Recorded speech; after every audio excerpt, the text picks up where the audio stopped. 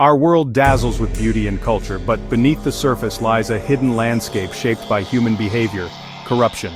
I'm Alex, and today we'll explore the 20 countries most affected by corruption, not to judge, but to understand the realities that shape travel and life within them. Our journey begins in Somalia, a nation strategically positioned on the Horn of Africa.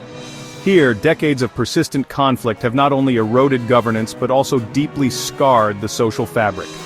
The absence of strong, reliable institutions has created a void, leaving the nation struggling to rebuild and move forward.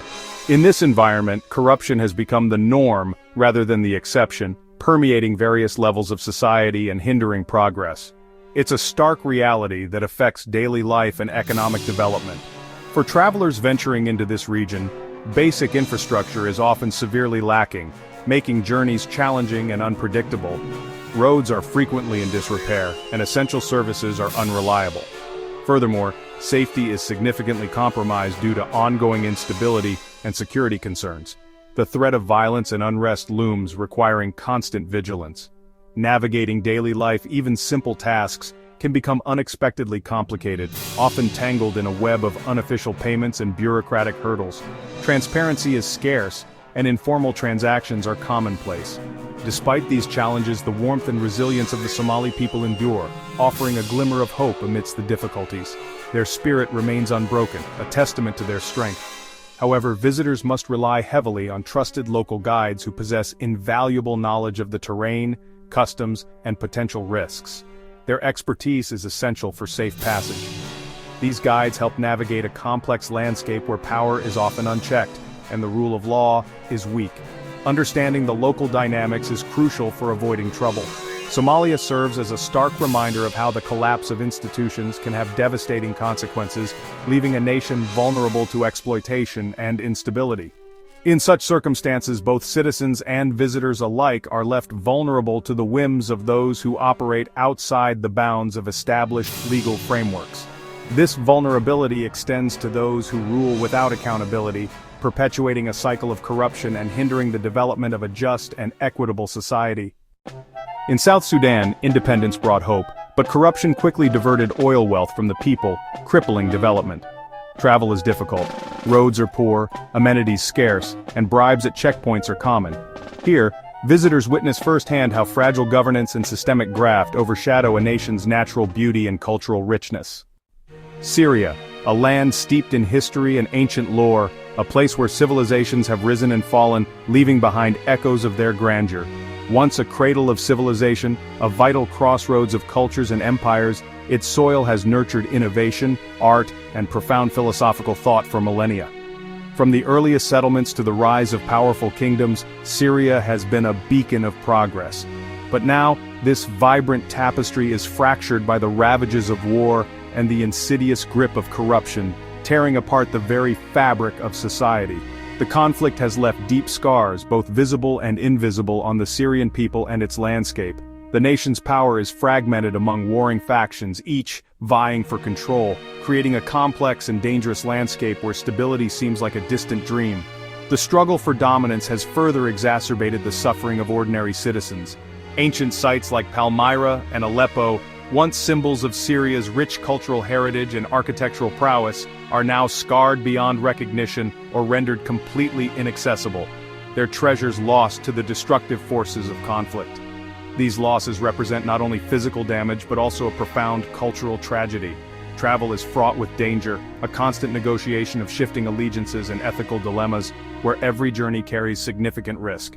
The simple act of moving from one place to another becomes a complex and potentially life-threatening undertaking. Corruption is woven into the very fabric of survival, a dark undercurrent that permeates every aspect of daily life.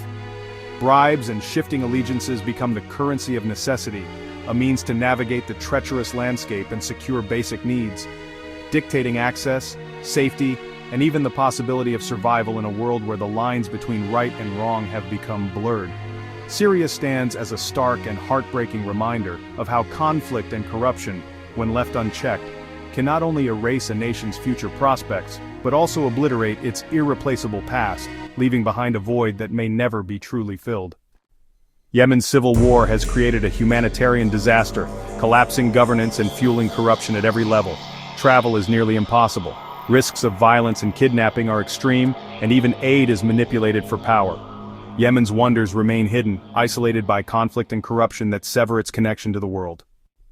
Venezuela's natural beauty contrasts sharply with its economic collapse, driven by decades of corruption and mismanagement. Infrastructure is crumbling, crime is high, and even basic necessities are scarce. Travelers face unreliable services and must navigate a hyperinflationary economy. Venezuela is a powerful example of how corruption can bring a resource-rich nation to its knees.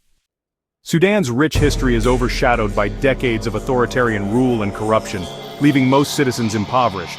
Recent upheavals offer hope, but instability and bureaucratic hurdles make travel challenging and risky. The country's archaeological treasures remain largely undiscovered by tourists. Sudan is a nation in transition, where resilience is required to navigate its political and social currents.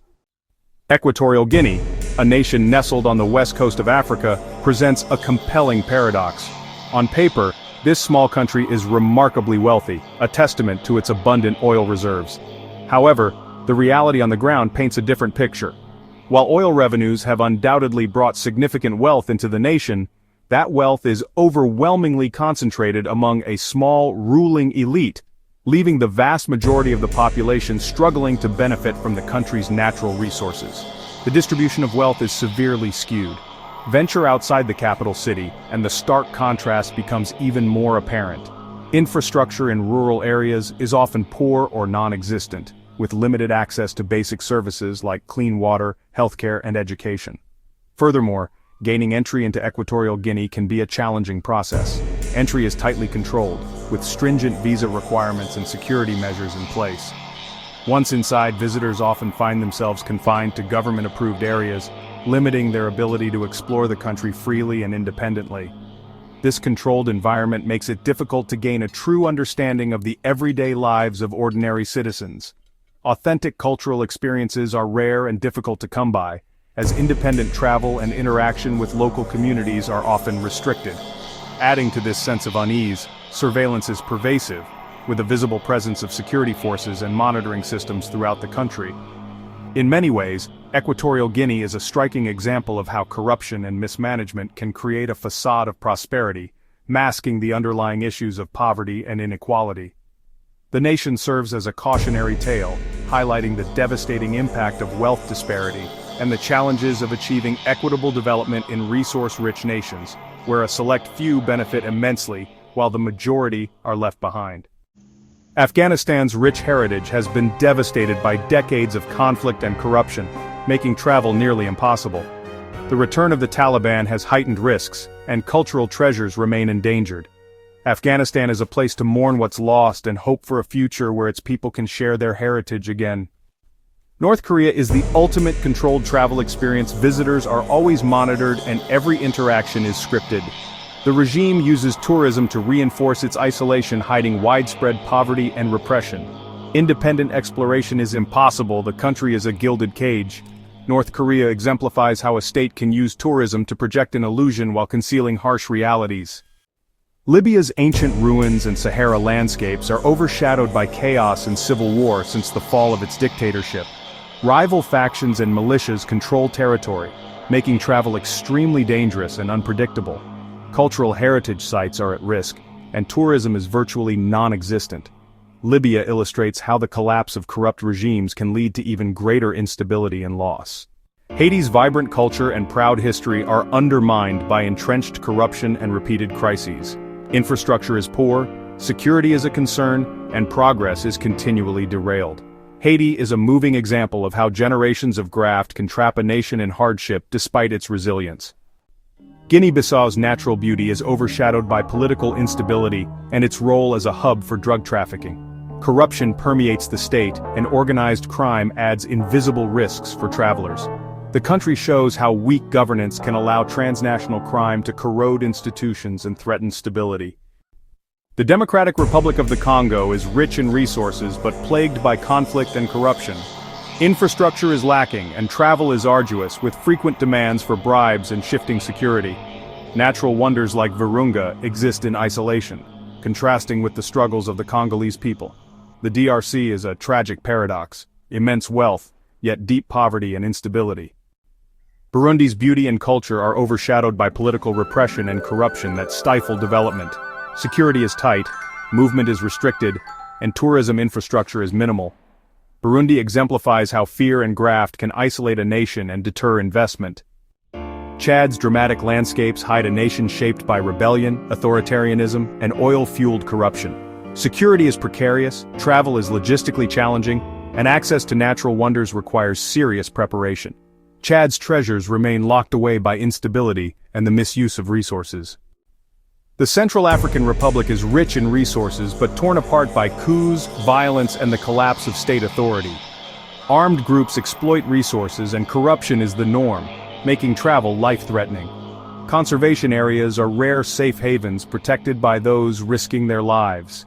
The CAR is a sobering example of how state failure and corruption can consume a nation's potential. Iraq's ancient heritage is matched by a recent history of war and corruption that still hinders recovery. Security has improved in some areas, but travel requires caution and local guidance. Iraq's journey is one of reclaiming its legacy from the shadows of conflict and systemic graft. Cambodia's Angkor Wat draws millions, but corruption lingers in daily life, from minor scams to deeper institutional issues. The travel experience is rewarding, yet the contrast between city wealth and rural poverty is stark. Understanding corruption's role adds depth to any visit, revealing the challenges beneath the beauty. Zimbabwe's natural wonders and rich history are set against a backdrop of economic collapse and political turmoil. Infrastructure has suffered, and corruption fuels both poverty and poaching. The country is safe for tourists in main areas, but the scars of mismanagement are visible. Zimbabwe is a nation at a crossroads, its people resilient and hopeful for renewal. Eritrea's stunning coastline and unique architecture are hidden behind one of the world's most secretive regimes. Travel is tightly controlled, surveillance is constant, and genuine interaction is rare. Eritrea stands as a final example of how total state control can isolate a nation and its heritage. Our journey through these 20 nations reveals the complex realities behind the world's most corrupt countries. Understanding these challenges empowers us to travel more safely, responsibly, and compassionately. If this exploration has deepened your perspective, please subscribe and share.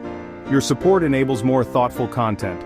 Travel wisely, seek understanding, and help build a more informed global community.